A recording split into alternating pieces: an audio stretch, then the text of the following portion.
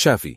لامين يامال لاعب ذو موهبة رائعة مثل الزلزولي الذي كان جيدا كذلك أمام توتنهام. أثنى تشافي هرنانديز مدرب برشلونة على الثنائي عبد الصمد الزلزولي ولامين يامال بعد تألقهما في المباراة الودية أمام توتنهام هوتسبر مساء اليوم الثلاثاء برسم كأس خوان غامبر الودي. وشارك اللاعبان المغربيان كبديلين في الشوط الثاني من اللقاء، وقد أحرز الزلزولي الهدف الرابع في الوقت بدل الضائع، بينما قدم يامال تمريرة حاسمة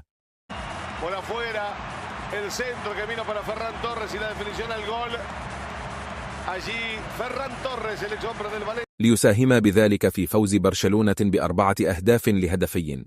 وقال تشافي في تصريحات لوسائل الإعلام عقب المواجهة: لامين يامال لاعب ذو موهبة كبيرة وشخص رائع مثل عبد الصمد الزلزولي الذي كان جيدا في المباراة. تجدر الإشارة إلى أن الزلزولي له عقل